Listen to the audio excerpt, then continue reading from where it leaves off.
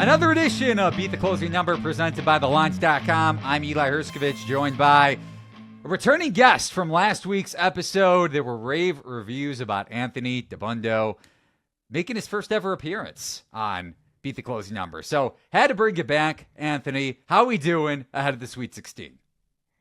Those reviews must have been written sometime after Thursday, because I think we were just joking off air. I lost my first 5 bets of the tournament. It wasn't until 9 o'clock Thursday night that my final first bet won. And I looked at the clock and I said, I just wasted 8.5 hours not winning any bets. But Friday, Saturday, we turned it around a bit. So hopefully the people were able to not lose hope after a slow start. Yeah, I'm just hoping those people didn't pad your already high ego ahead of this I'll tell you what, episode. the ego was on the floor. Like I had an intramural softball game Monday night, and my buddy who had listened to this came up to me. He was like, Thursday was rough, man. I was in a dark place. I was like, yeah, you and me both, brother. So that's such is the life of this tournament. But we've got, the games people really care about. The best teams going at it this weekend. And hopefully we get, it's been chalky and all is college basketball ruined discourse. One great weekend can cure a lot of those silly debates with a good contest this weekend. So we'll see. You can follow Anthony on X at Anthony Dabbundo, first and last name. And of The Ringer, doing the Ringer Gambling Podcast, along with MLB content, including MLB Futures. He did an MLB preview that he posted on X earlier as we record here on Wednesday, March 26th, a day ahead of the Sweet 16, at least the first 4 games. So we'll get to Anthony's favorite MLB Futures bets later in the show. But tipping things off, Anthony, looking at the East region, the first of 2 on Thursday in that region. Number 2 seed Alabama taking on 6-seeded BYU. Current lines for this game, point spread, Alabama minus 5.5 juiced in BYU's direction. You could also find, conversely, an Alabama minus 5 juiced and a little less vig, minus 0.5 on the Cougars. The total in this game could potentially, depending on where it closes, be the highest total in tournament history going back over the last 30 years. So looking at BYU, knocking off Wisconsin, covering that game, I was on the losing end of the stick taking VCU against the Cougars in the first round. Alabama, meanwhile, failing to cover against Robert Morris. Grant Nelson takes off the Superman cape, I guess puts on the Superman cape, plays in the second half. They don't cover that game, but they advance, and they take care of your St. Mary's Gales in the second round, the round of 32. So how are you looking to approach the first of 8 Sweet 16 matchups? No bet for me here, so I'm going to let you have the floor. Yeah, I'm going to be on the Cougars. The first round game between BYU and VCU was so tough for me because when I looked at my bracket / betting angles here, I wanted to take whichever of those teams got there to make a little run to beat Wisconsin. And so did get my if you can't beat them, join them. So I couldn't beat BYU in round 1. So I joined them in round 2. They got over the edge against Wisconsin. I think the one concern you could have in terms of just advantages and schematics and stuff, BYU did get to play at elevation for their first 2 rounds. They will not get that flying across the country to Newark for this game, playing at sea level over in Jersey. So that's one angle of this. But ultimately, nothing that Alabama's done in the first 2 games has really changed my perception of them. That they're just a little bit of a flawed team. Their defensive metrics, no turnovers forced. They foul a ton. They give up open looks from 3. There's just not that much to like. And I think it said more about St. Mary's kind of, shitting their pants at the rim and missing all their open threes in that game. If you go look at just how many extra shots St. Mary's got in that game and certain other metrics like turnovers, Mary's was dominating everything but the putting the ball in the hoop part. And so I think that I'm not really buying any Alabama upgrades on this, and I think BYU is better than Mary's. I took 5.5 with Mary's. I'm going to take 5.5 with BYU as well. Since the beginning of February, BYU, believe it or not, ranked 4th on Torvik behind Duke, Houston, and Florida. So I'm with Anthony, at least in the sense that BYU maybe still not getting enough market respect despite the fact that they knocked off Wisconsin and VCU in their first 2 meetings. And like you said, situationally had the advantage because of altitude, being used to that. And also, VCU 3 games in 3 days in the A10 tournament, quick turnaround. Wisconsin was playing their 6th game in a week and a half. And I know they came back in the second half, nearly sent the game to overtime. That was almost a one shining moment-ish with John Tanji missing or airballing that shot on the baseline to potentially send that game into overtime.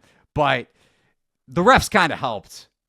Needless to say, Wisconsin, I don't think we need to go much more into it, but there were some terrible calls down the stretch in that game, including the flagrant 2 ejection that gave Wisconsin a couple more free throws. Was that, to you, the worst officiated game of the tournament? To me, it was still UC San Diego, Michigan, but where do you put the BYU-Wisconsin officiating? So I was kind of in and out for a lot of that second half. I had to go to a charity event, and so I was trying to like be present. There's at the event. ego. Right, somewhat. But it's a close family friend for a foundation, so they do it every year that Saturday, and I'm always like, all right, I'll be there, but I'm gonna have to you need screens. I got to be able to check in. Don't be mad at me if I'm on my phone more than I should be. I respect and so I'm trying to find the best ways to get in and out, and so I saw most of the little Wisconsin late charge, but I wasn't locked into that game enough to be like, were the refs hosing him? I mean, certainly the flagrant 2 was obnoxious, but. Yeah, tough whistles. I'd have to think. I mean, I thought Johnny's got a tough whistle. Like the way they fouled out Kadari Richmond there late was bad. And, maybe it's only 1 or 2 calls, but I thought they were pretty consequential. That was tough. UCSD, I know there was a lot of controversy early second half where it felt like a lot of loose ball calls were going Michigan's way. So, and yeah, Amari there's Burnett about there. Stepped out of bounds on a 3-pointer for crying out loud. They missed his foot being out of bounds. Yeah. Yeah, I mean, we have such a magnifying glass on this stuff, and it's really hard because at the same time, I don't want commercial review basketball where everything in the last 2 minutes gets reviewed. And so I'm just like, I think we have to try to find the medium. And I don't know if there's a single game where I'm like, oh, that outcome swung solely because of the refs. We haven't had that many close late finishes. Maybe that's part of it. And especially all the obnoxious discourse about did Queen travel or not? I think it's all crazy. So. For my money, either A, I don't think he traveled, or B, I don't think you can call it in the moment just to get a quick take in there. They and never if you call go that. back, kind of like Maryland deserved it. 5 years ago, maybe it was 6 years ago at this point, 2019 tournament, LSU beats Maryland near buzzer beater, essentially a buzzer beater, Tremont Waters. If you look at the steps, Waters took the exact same amount of steps. Right. Yep. I remember that game. Call one a travel, LSU shouldn't have beaten that really good Maryland team in the round of 32, a team that I loved. And I don't love many things Mark Turgeon does or did as a coach, but I loved Anthony Cowan, Bruno Fernando, and Jalen Smith. That was 2019, right? Correct. Yeah, that was still my favorite tournament ever that year. And that was one of the games. If you think about all of the insanity that happened in that tournament, I think there were 4 or 5 overtime games from the Sweet 16 on. Virginia, all of the drama, every game coming down to the last 30 seconds in overtime. First of all, I love Tony Bennett, so my bracket was good that year. Certainly all counts, but they got so fortunate. Zion Duke with the UCF and the VTech and the Michigan State game, all decided by 1 possession. You remember back to Purdue and Tennessee, the Carson Edwards game against Virginia. There are so many memorable games from that tournament for me. Texas Tech's run to the championship. So yeah, that's number 1 for me of my favorite tournaments. And this tournament sets up in a similar way where there's a lot of chalk, a lot of the top seeds advanced. Hopefully we can get, similar drama.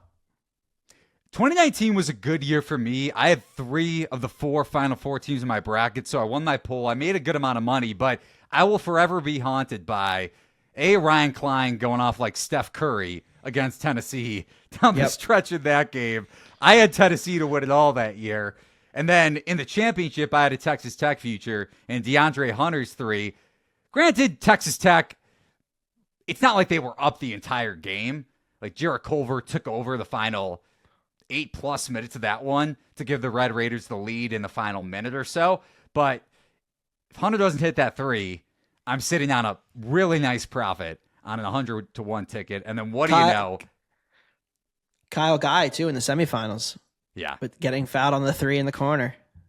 So you may be a Tony Bennett guy, loving enjoying your bottom, below average, Division I slowest tempo across college basketball. Now Ben McCollum may take the reins of that at Iowa. But let's be honest, Virginia got fortunate that year.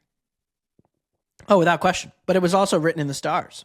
After they lost to UMBC, it was the perfect storybook. And DeAndre Hunter, who got hurt in 2018 and couldn't play in the tournament, which contributed to them getting blown off the court by UMBC, and him hitting the game-tying shot and them going on to win in overtime, just incredible. And also, probably the greatest cover of my life was Virginia minus 4.5 in the Elite Eight against Purdue. I think we joked about this a couple weeks ago. I was on that too. Purdue gives up the offensive rebound, and Diakite hits the tying shot. They go to overtime, and then Edwards steps out of bounds on the inbounds pass. They foul down 3 with 1 second left, and Virginia hits them to cover and win by 5. I mean, I was at the bar. It was in college at the time. It was great. It was a great time to be alive. All right. Well, I'm glad we talked about Virginia because this is a good segue. Speaking of narratives, over to the second game on Thursday night, and taking a look at the West Regional semifinal. 1 seed Florida against 4 seed in Maryland. This point spread got as high as 7, juice 7.5 in Maryland's direction. As I'm staring at the screen right now, and it's a rogue 5.5, but there actually is a 5.5 juiced in Florida's direction over at DraftKings, believe it or not. Total in this game, just to give everyone the current number, is, again, we record here a day out of the Sweet 16. Pretty much consensus 157. There's one stray 156.5, but it's juiced towards the over at FanDuel Sportsbook. So getting back to my point, narrative-wise, the last 9 teams that have hit a buzzer beater in the NCAA tournament, now this isn't relative to the spread in this game, but straight up 2-7 outright in the following game. Now, you can look at that trend, and I think you and I both are on the same page. Trends are trends until they're not. A. B, you can pick your spots with buzzer beaters pretty damn easily in recent memory. So I'm going to give you some. Just go back in time here a bit in recent history. Jalen Suggs hits the half-court shot against UCLA. That is a one-day turnaround. Baylor, who had significant advantages across the board, and mind you, they weren't favored in that title game. They closed at 4.5. Yeah, right, exactly. They dominate, blitz, slaughter the Bulldogs. I hate to use that, but I'm going to say it. Kind of stupid. Whatever. Go back to the 2017 or 2018 NCAA tournament. Loyola Chicago, buzzer beater in the round of 64. Near buzzer beater in the round of 32 with Clayton Custer, one of my favorite teams in tournament history that I actually got to cover. And Loyola made the Final Four that year, mind you. How about Corey Lucius for Michigan State, an undermanned Spartans team in 2010? They beat Grievous Vasquez at the Horn. They make the Final Four. They beat Evan Turner in the Elite Eight, mind you. That was one of the best runs, one of my favorite runs, just because it wasn't like Tom Izzo's team was, a top 4 seed. They were undermanned. They were a dog. I love to root for underdogs. So I love that story with Lucius making a run or helping Sparty advance to the Final Four before losing in the second to last game of the college basketball season, or third to last game, depending on how you want to look at it timing-wise. Are you with me that this could be an emotional letdown for Maryland? Absolutely. I'm not saying all cards are off the table in that regard, but it can easily be a 3-day layoff. Maryland resets, and the market is trending in that direction. Now, I'm not one to say, okay, the line is moving in my favor. I bet Maryland, just for context, +7, -105 on Tuesday. That was kind of the peak of Maryland and the point spread shifting from Florida -4.5 all the way up to 7. Now back in Maryland's favor. I don't know necessarily what to make of that, but I do know that the market is at least saying, be damned, or I'll be damned with the emotional letdown with the Terps. Do you agree with me with my overall sentiment that this isn't necessarily your auto fade spot on, okay, buzzer beater. Now here comes Maryland crashing down. I think it matters in the context of this Maryland team, too. I mean, they've been in so many insane games. And that was the first thing Willard said after the win against the Rams, Colorado State. It was like, finally, we got one to go our way. Because they've lost so many heartbreakers, including in the Big Ten tournament to Michigan in the semifinal. So for that team to finally get one, right, maybe gives you some belief. Like, we can execute in these late game situations where it seems like all year we've been so snake bitten by these teams. And I think you're right. I think it's a little different if you have to play overtime or you have this crazy drama finish in like on a Thursday or Friday, and then you got to turn around Sunday and play again. But you get a bunch of time here. They stayed out west, whereas Florida's going east to west to get to San Francisco. They were in Seattle in round one, so they're not traveling very far. So I think they'll be fine. I'm not too concerned about it. I came into this wanting to bet Maryland, and then the more I've looked at the matchup, the more I'm not sure. So I'll probably end up passing here. Why? I'm curious. I want to get into my handicap a little bit more than just the situational, theoretical edge that bettors may have toward Florida. But why are you staying away, let's say, around the point spread of 6? 6, yeah. So we saw UConn have a lot of success doing what I think Florida's concerns are. One, like their ball screen defense was not good against UConn. UConn really should have won that game. Speaking of escapes and close finishes, UConn had them beat, and then Clayton made some heroic shots, tough contested threes. So UConn runs a very complex offense with a lot of ball screens and very, makes you move. And Florida got a little exposed there. And Florida likes to play in transitional games.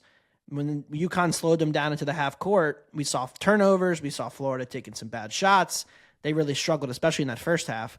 And so I think that's the kind of team that give Florida trouble. Is Maryland that team? Maryland certainly has the size to go and bang with Florida down low, to physically battle them. Like, I don't think I think Maryland's a better team than UConn this year. But the matchup, like, Maryland does want to run when they can. And I don't know if you beat Florida by trying to beat them at their own game. That's my only concern and why I'm hesitant to back Maryland, even though I think the spread might be a touch high. I agree. I make this game around Florida -4, -4.5. And again, full write-up over at thelines.com for me. You're right. I agree with you wholeheartedly on the ball screen action. I mean, UConn runs the best motion offense in the country. I actually want to get to Dan Hurley in a second because I think it's a fun conversation, just comparatively speaking to sports bettors. But UConn still, if you look at synergy, allowing a 35.2% clip on unguarded threes. And as you said, Anthony, very well stated. If UConn hit probably 3 more threes in the first half that were wide open shots, uncontested looks, as that percentage spells out, they win the game. Straight up. Yeah. And UConn is a better offensive rebounding team than Maryland. So I'll also give you that. When the shots aren't falling, if Florida's controlling the glass, even though Queen had a 20 rebound game this year, depending on how fouls are spelled out on both ends of the floor, if this is a tight whistle and Queen gets in foul trouble. Yeah, that's the other scary thing too, right? If it's a tight whistle or not, which, I mean, that's true for every Maryland game, but. Yeah. I will say to that point though, not that Jordan Geronimo gives you anything offensively, because he doesn't. I'm not going to make the case that he does because there would be no argument. But he plays a lot bigger than he is, like a 6'8" frame, and he can rebound with Florida's bigs. So I don't. Right. It's a disadvantage for sure if Geronimo has to play sizable minutes in this game. But I still think if he plays, let's say, borderline 20 minutes, it's not as big of a downgrade as I think most would anticipate or expect. But anyways, going back to my original point here, Florida's 3-point defense probably due for a little bit more negative variance just because UConn hit some 3-pointers as the first half went along and into the second half. But still, 35.2% clip. And they give up their fair share of open threes. So, right. Yeah, you could boil some of that 3-point percentage to, okay, late shot clock, length giving opponents issues for sure. But if Maryland's crab 5, it's a stupid term, but whatever. I kind of like it. You don't like it? I'm in the camp of where I think UNC from a few years ago coined the Iron Five, and this is just yeah, that's a bad one. Crab Right. at least rhymes with fab, and Maryland, crabs they're known for. I don't know, it kind of works for me. Okay, fair enough. I'll give it to you if you want it. Crab 5, if they don't get in foul trouble, which is a big if, it's not just the bigs. If Jacoby Gillespie gets in foul trouble, I don't want to see any bit of Jay Young for 15 to 20 minutes in this game. But if Roddy Rice, Selton Miguel, and Gillespie are hitting open threes, which they've done all season long, I think Maryland wins this game outright. I'm in the camp that, and I'm probably one of the few in this camp, of all the dogs in the Sweet 16, I think Maryland has the best shot to win the game outright, and that's not just coming from somebody that has Maryland Final Four futures, a little bit of a tease, a futures bet that I have on a team to make the Final Four, another one I'm fading this round. But Maryland, I give them a decent chance to win this game outright. Yeah, like I said, from a talent perspective, Maryland is as talented as Florida, I think, in their starting five. And so if you get a whistle that is willing to make this a physical game, and maybe they just slow it down just a little, then you could get there. I want Maryland to win. I hope you're right. I'll be rooting for you because I got my guns up Red Raiders on the other half of this bracket. But, yeah, no play for me on this one. Sneaky take. I also think Maryland would beat Texas Tech, even with a healthy McMillan. I have to decide. Maybe you can help me with this. So survivor pools, right? I don't know. Do you do college basketball tournament survivor? Not as many as probably you do. Like I'm only in one. two. I'm Okay. in two. Yeah. Okay. I'll put it this way. I don't care about it nearly as much as my bets. I care about it more than my bracket, but it's in that middle tier range where I'm more concerned about handicapping.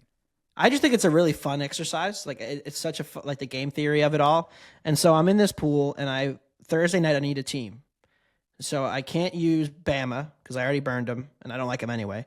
I'm definitely not going to use BYU, and I'm trying to save Duke for a bigger game later on. So I have to choose between Florida and Texas Tech here, with the caveat that I'm probably going to need the other one on Saturday. So who would you pick here? Obviously, I'm assuming you would say use Tech, but I think they're going to be popular in the pool. So that there's so much fun game theory to this.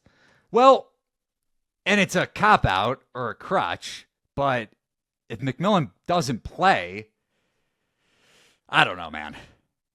And going back to the Florida, right? I don't know. Well, I wouldn't say Florida just because I don't want to. No, I would not say use Maryland, even though I'm bullish on their chances to win this game straight up. Kind of looking back at the round of 32, this is just my hunch because we haven't heard any wording, and maybe it's just McCaslin and the Red Raiders playing this thing close to the vest.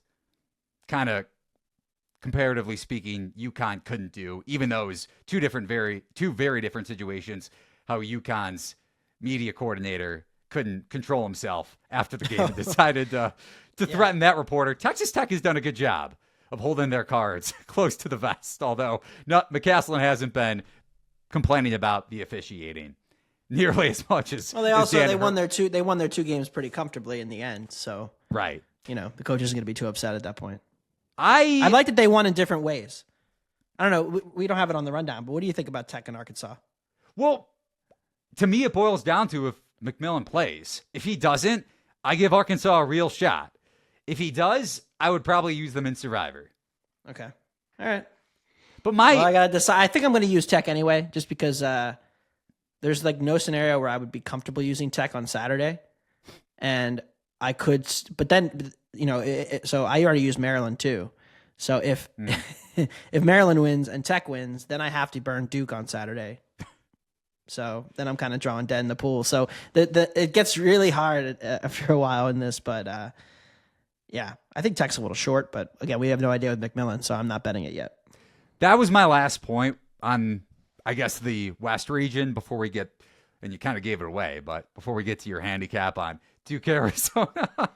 I mean, Duke money line is my best bet. So somebody asked me, so I had the bet start on Thursday. And, in the betting group chats, my buddies are like, all right, big bounce back day, Dabbundo. What do you like today? I like early. Lock of the day, Duke money line against Bounce St. Mary's. Did anyone take it? No. Okay. I did do a parlay. My parlay, I tweeted this. All the 1s, 2s, and 3 seeds. Nice little account health play. Money line parlay on all the top seeds, and they all did win pretty comfortably. So there we go. Minus 205. Well done. Well done, sir. Last thing on the West region before we get too far off track. How do you feel about this take?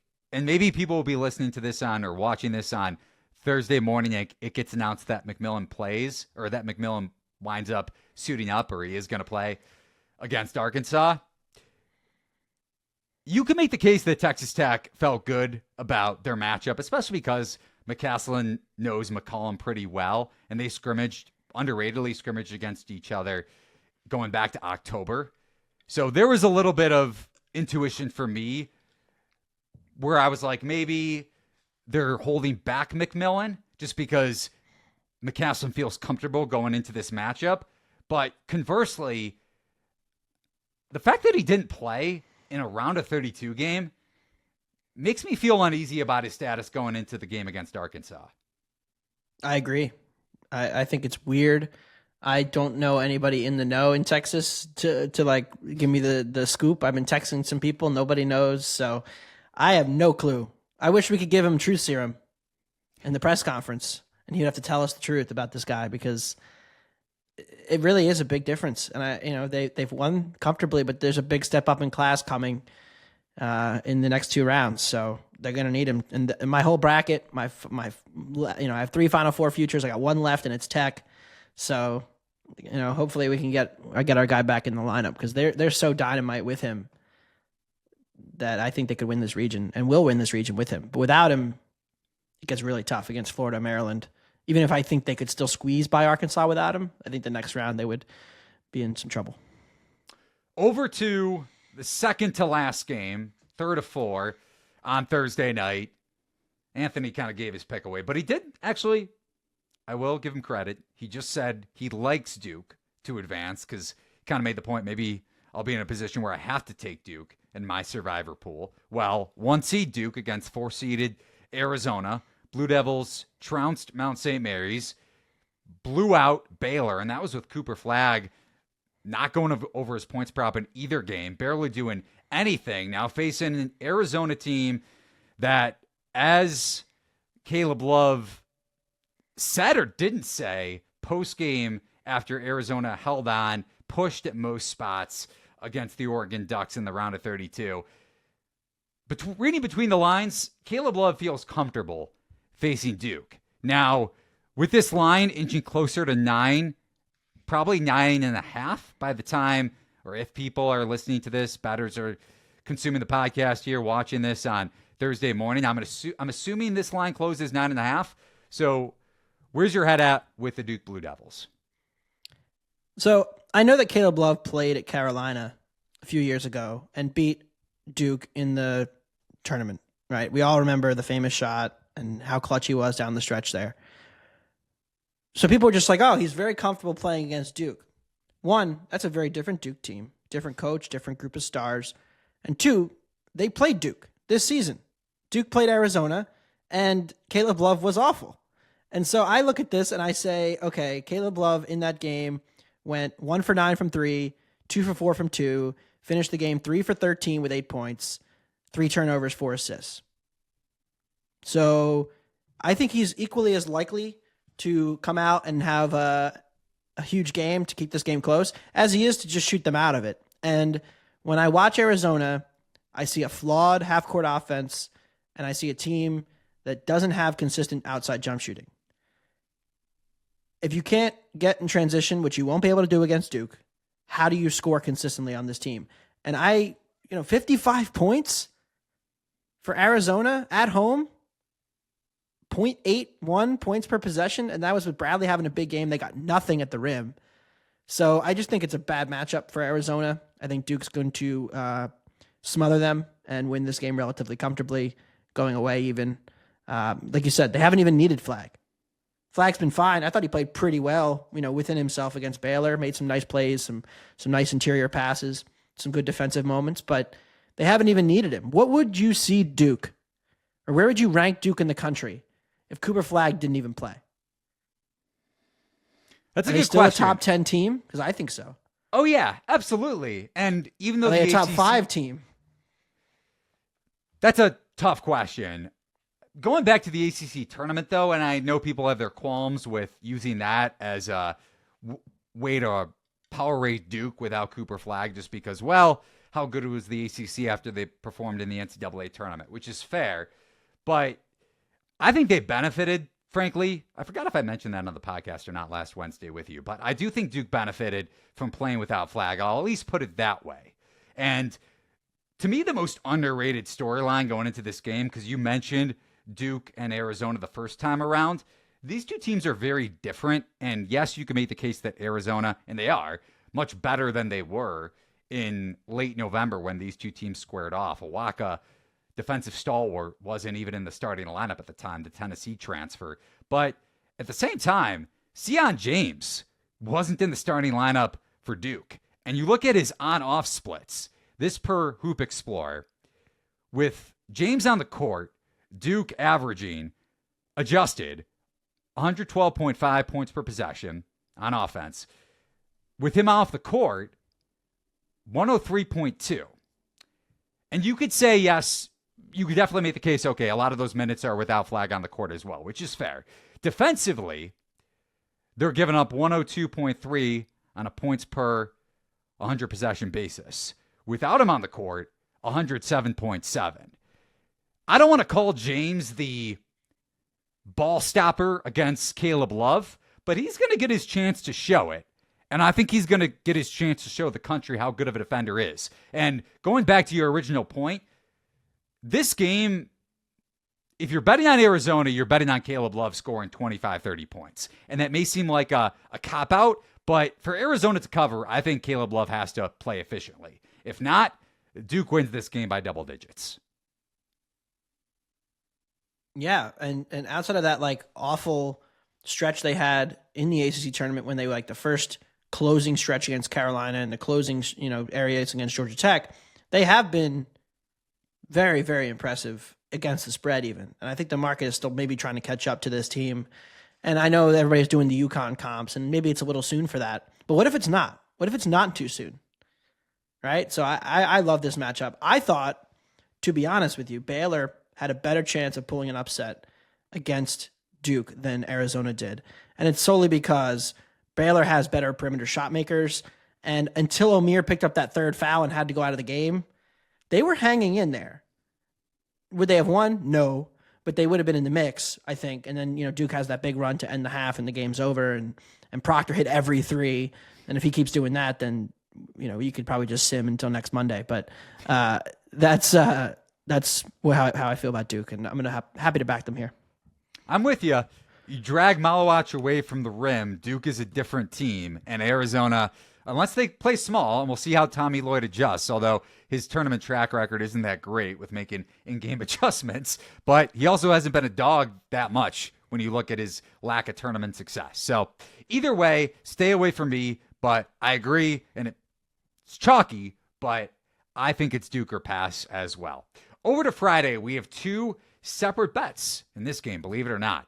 First game, I believe, tipping off of the 4 on Friday, Sweet 16, South Region in Atlanta.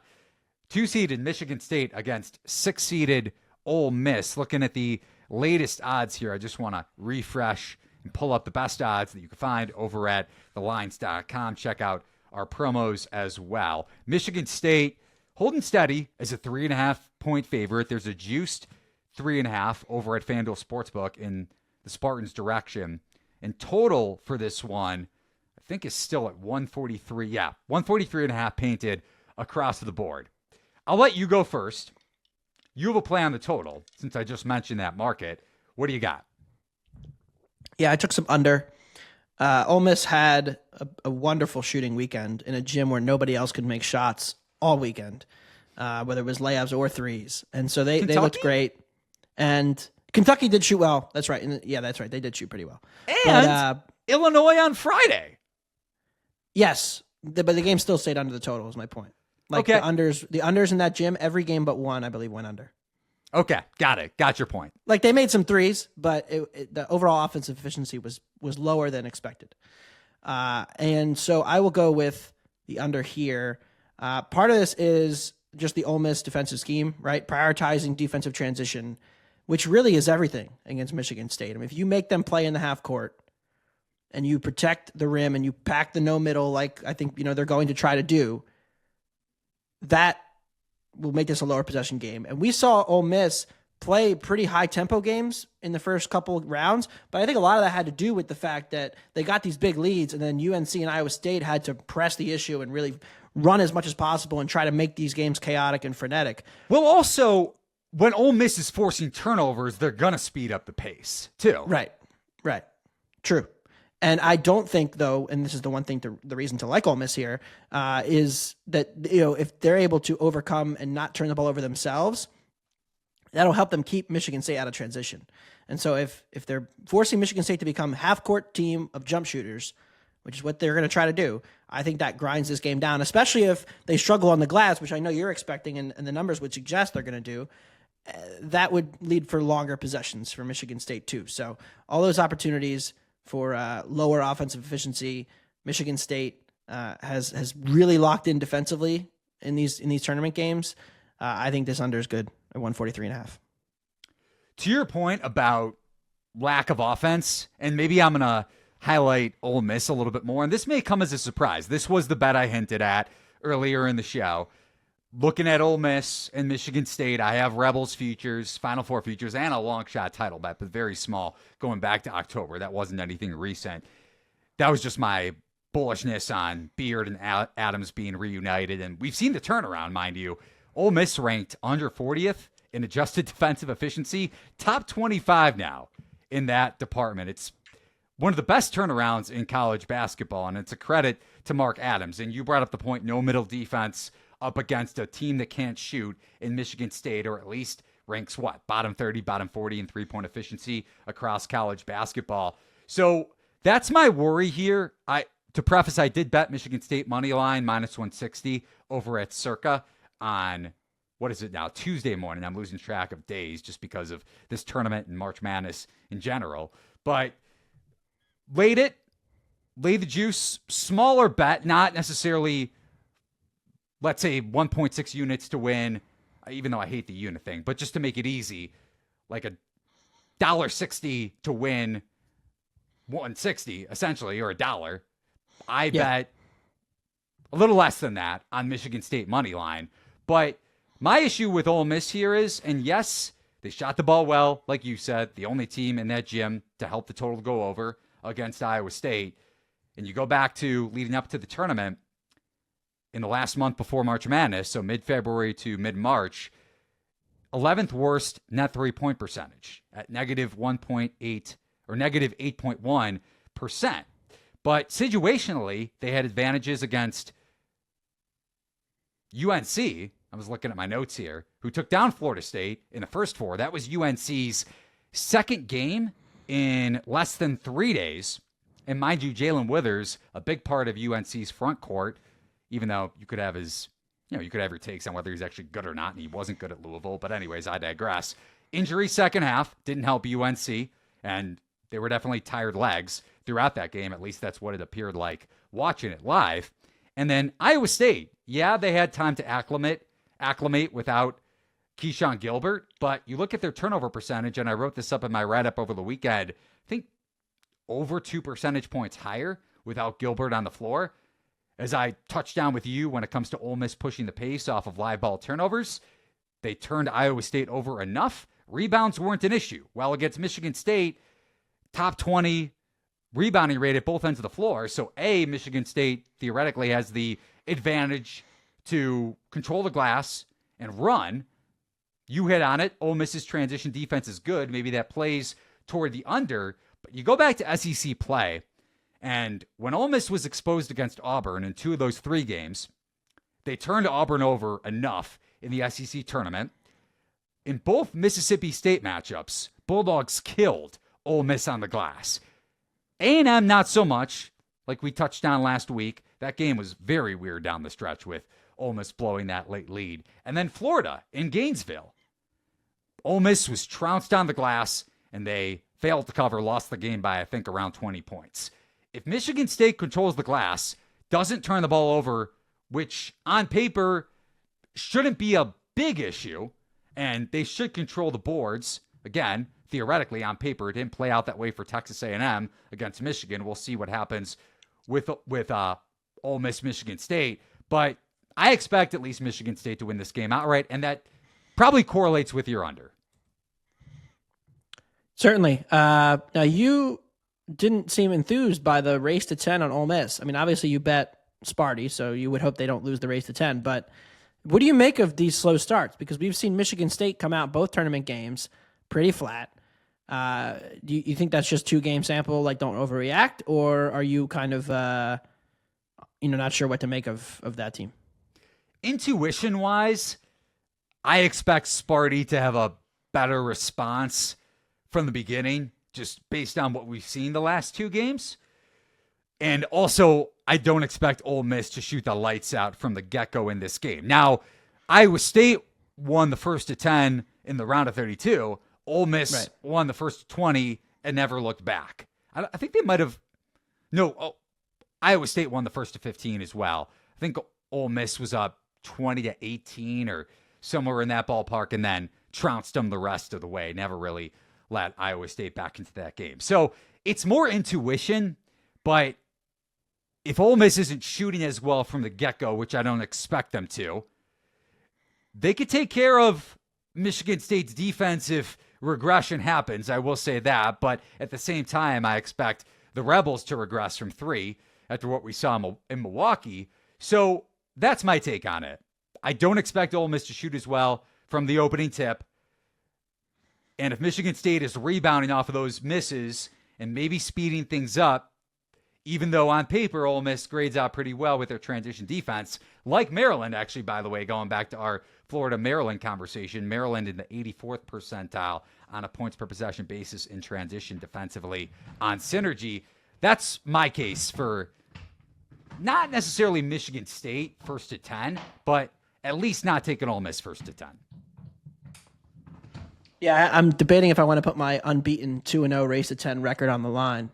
So stay tuned to my Twitter page. I have to decide who my Thursday or Friday bet is going to be. I haven't locked it in yet, but Ole Miss is certainly among the favorites to be my race to 10 pick of the day. So you just ignore my argument and just go back to No. I'm kidding. If you had endorsed it, I was going to bet it right now. But now I got to think about it some more. So I'm going to get the conglomerate together and see what we can muster up. If you had another race to 10 bet, I'm curious. As you said, Michigan. You gotta get in the lab, as the kids like to say, and crank this one out. But anything off the top of your head of the games we discussed, or up until the nightcap in the 4-game slate on Friday? Michigan. Right? Because how many times have we seen this? Nobody knows what's going on with Auburn. I don't know how to handicap that game. I think it could go a variety of different ways. I don't really trust either team, but that screams game where Auburn comes out and it's 10-4 Michigan within 10 minutes or within 5 minutes, and then all of a sudden Auburn makes their big run at some point when they wake up. Kind of similar, really, to what happened with Creighton and even Alabama State, who was giving them the business for about 10 to 15 minutes of that game before Auburn made their late first half run. I kind of think Auburn, they just haven't looked fully locked in. And you could say that's a lot of different things. Maybe they're not as good as they were, and we just don't know it yet. But so you don't think they Michigan? turned it on in the Michigan second half? screams the team.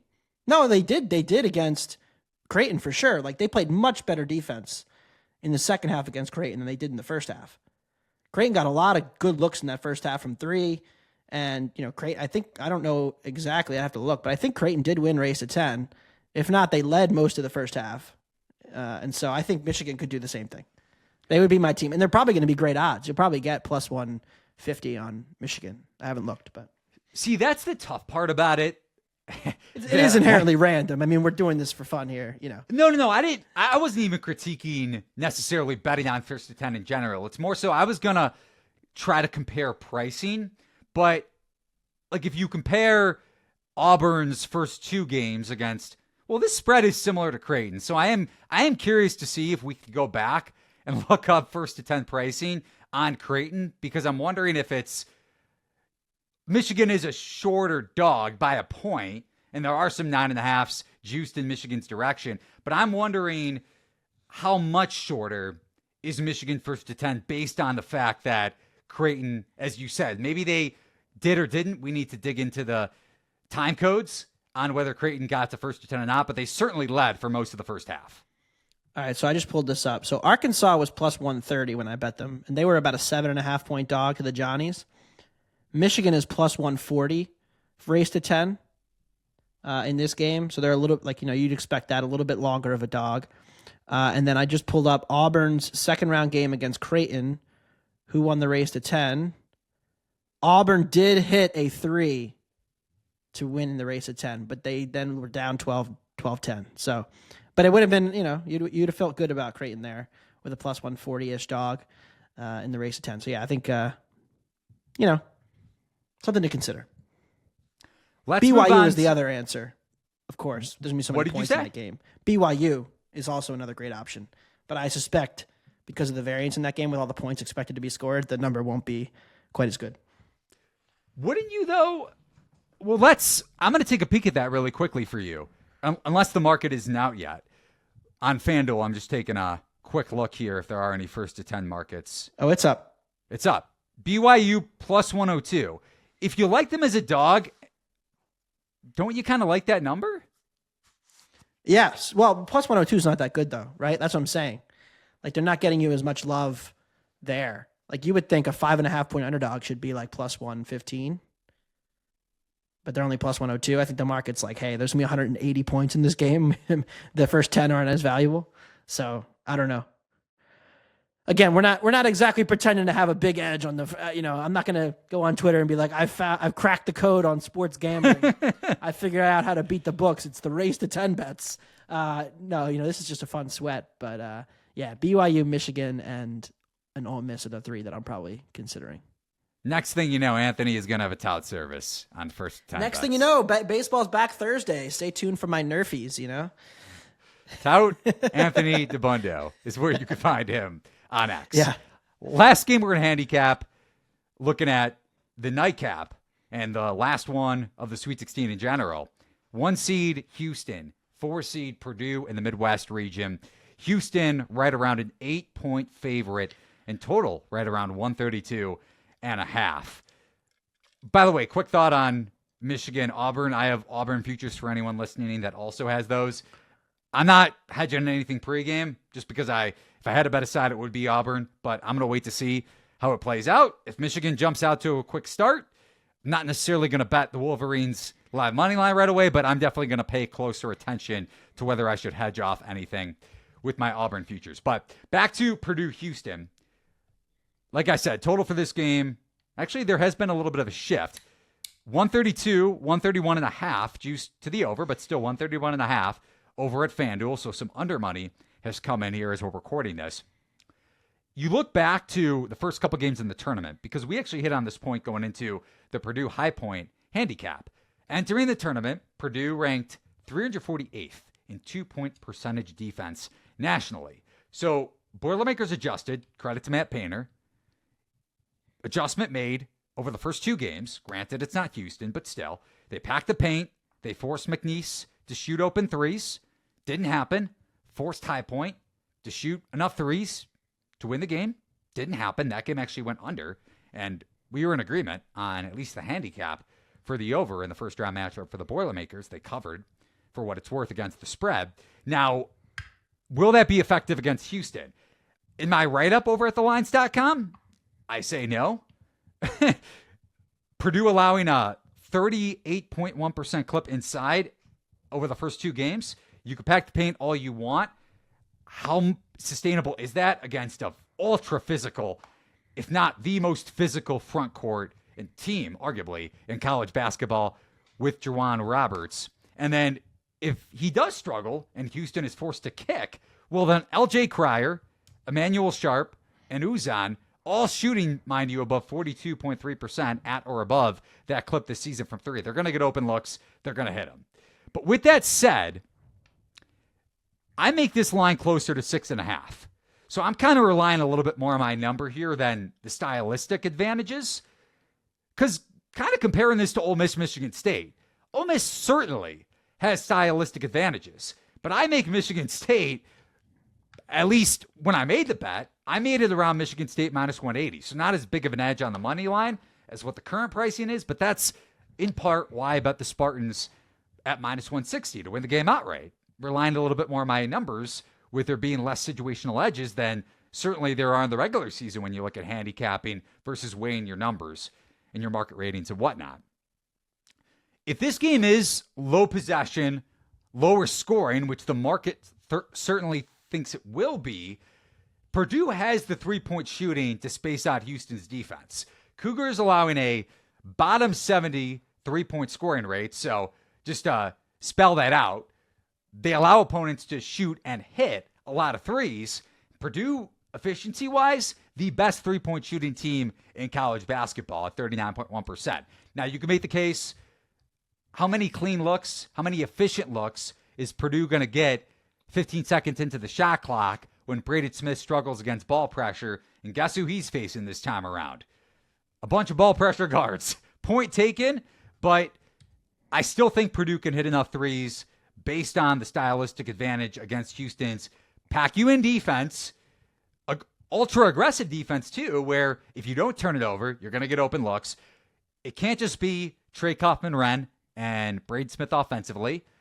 Houston's pick-and-roll defense is pretty sound, but I still think Kaufman-Renn can get some shots in the mid-range with that push shot.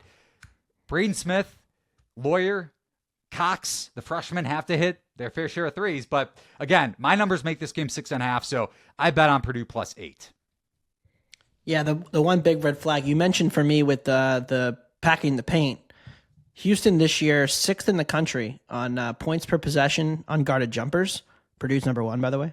And so that's just the concern for me. Like if they just say, hey, we're going to pack the paint. I mean, McNeese threw up some ugly threes in that game that just had no chance, it felt like, of going in. And they just kept driving and driving into the swarm of Purdue defenders. Houston doesn't shoot a ton of threes, but they're very efficient this year. This is probably the best shooting team that Sampson's had, I think, in the last five years or so. And so I don't love that. But, you know, the other part of this, do you put any stock in the stadium stuff? I do. Because, like, you mentioned a little home court for Purdue, but I'm talking also, like, they're playing it in the Lucas Oil cut in half with the weird sight lines. It's not even like the normal Final Four thing. It's just half the stadium. And so Kentucky, Tennessee, and then Purdue, Houston have to deal with this.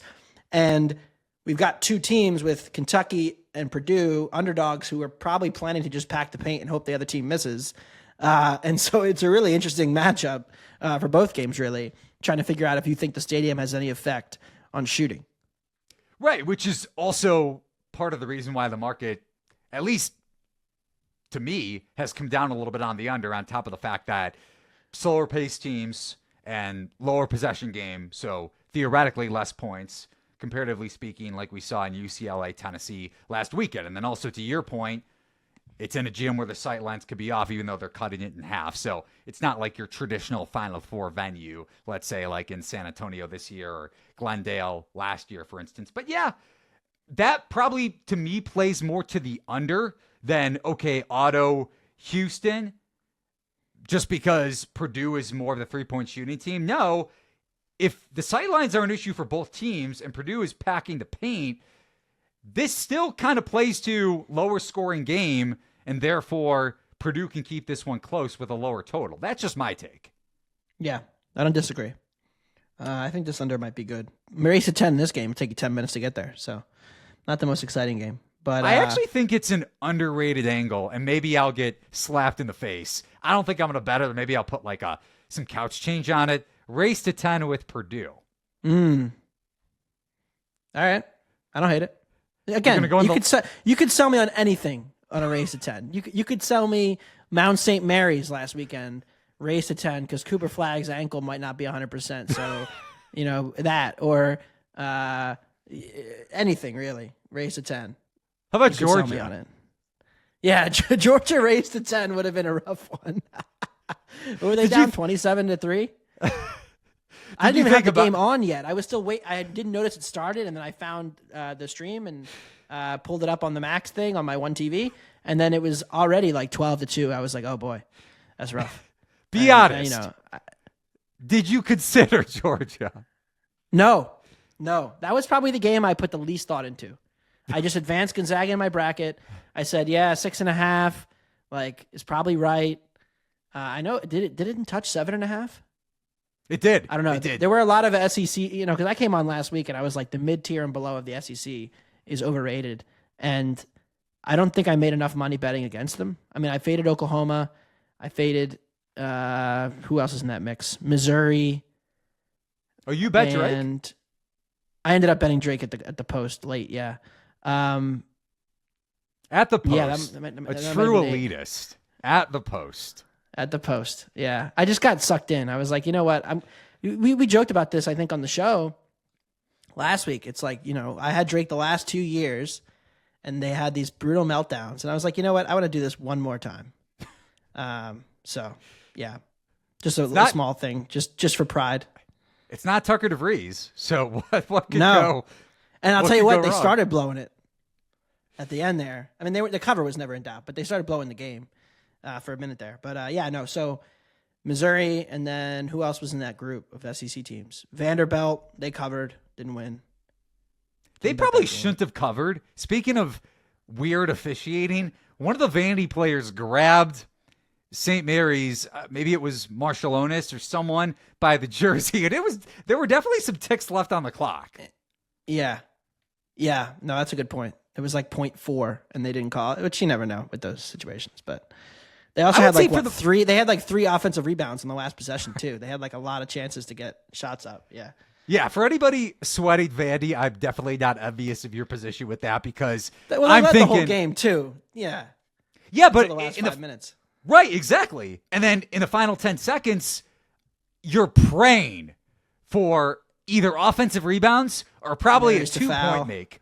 Right. 2-point make, then foul, because then you're covering versus a 3, and then you're going to the dreaded overtime.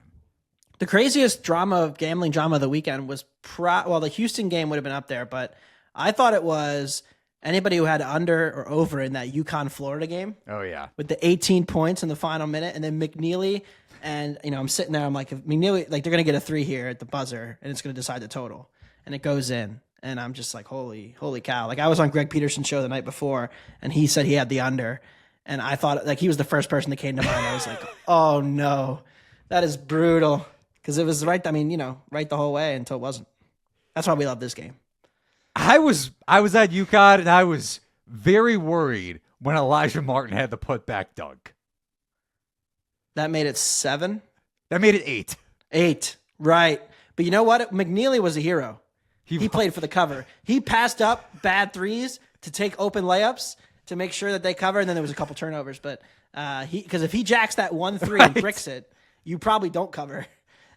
Or you needed McNeely to hit one late to cover. It would have been quite the drama. It's always the math when it comes to an underdog covering, because you're like, how many possessions do I have? Is this guy going to take a dub 3? And then what happens? And you're right.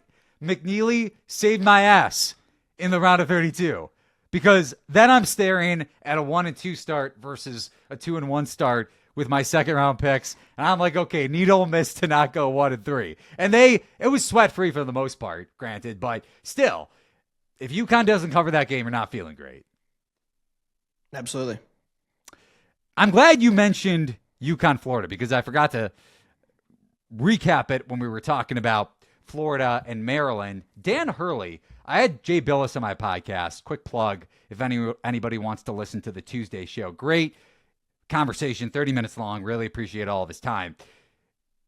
You never know how broadcasters are going to react to, and I kind of walked a tight line when I mentioned the Dan Hurley antics in the tunnel, because some broadcasters have already said that, heard it earlier in the week, media members shouldn't be allowed in the tunnel. I think that's one of the dumbest takes I've ever heard in my entire life. And you can guess who said it. But Jay Billis pretty much said, rightfully so, Hurley's a great guy, but if a player does that, you're sniping him left and right and saying, go apologize. Dan Hurley is never going to apologize for that. And then on top of it, you have the media coordinator threatening the guy's life for recording the video, essentially. Yeah, he's going to ruin him, right? That's what he's Right. saying. Yeah. Dan Hurley reminds me of, I don't want to say a losing better, because he wins. He's won back-to-back national championships. And 17-3 cover rate in his career, the best among active coaches. So he's winning people money for sure. He reminds me of the batter that wins and just complains with every bad beat. I don't mind Hurley. I maybe it's a Northeast thing. Maybe It is a little bit, and I can appreciate it a little more. Maybe he's a villain, but we need villains. I think sports are better with villains and people that hate. Like there's been discussion about Coach K this year and him not being there, and how Duke is just kind of likable. Well, I will say, like people hate the idea of Duke, but Duke was so much more hateable when they had the Don Coach K at the top of the empire, and like it was way more enjoyable to hate Duke then than it is now, where it's just like, they seem like a decent group of guys. Scheyer's great. He's got a great rep. He's got Pat Bev going on podcasts, hyping up his reputation in Chicago. Quick as story. this like baller. And so I don't hate Duke like I used to. Definitely not. But I can hate UConn. 100%. Really quick story on Scheyer. I covered him late in his high school career. Not a humble brag, even though it may sound like it. So maybe people will call me or say I have a big ego as a result of this comment. I texted Scheyer a few years ago when Duke was in the Final Four ahead of that UNC matchup. I would never expect anybody to respond. Assistant coach, anybody. I know he wasn't the head coach at the time. That was Coach K's last run. Thank you, Caleb Love. He was head coach in waiting, though. I mean, he was basically the heir apparent. Yeah. Right. Behind closed doors and kind of obvious, too, to your point. He responded right away. That's awesome. Yeah, you see? Genuine stuff. He's a really good guy. And to your point about Pat Bev going on the podcast saying John Scheyer is like White Mike or whatever he called him. Yeah, which is a crazy compliment. Yeah. You can make the case that has a negative connotation, just like, okay, he's a D-bag. He's always gonna be on the court, and he has an ego for that matter. And you can make the case that 10 years from now, Duke will be unlikable because of John Scheyer. Just based off my personal experience, I don't think that's the case. I like the guy. I find myself him easy to root for. I also have money on them this tournament, so maybe I'm biased, but it is what it is. That's the sport having more villains is good, and it's kind of Astros-esque in that way. Like when the Astros were the big bad villain, and now the Dodgers, I think, have taken that mantle.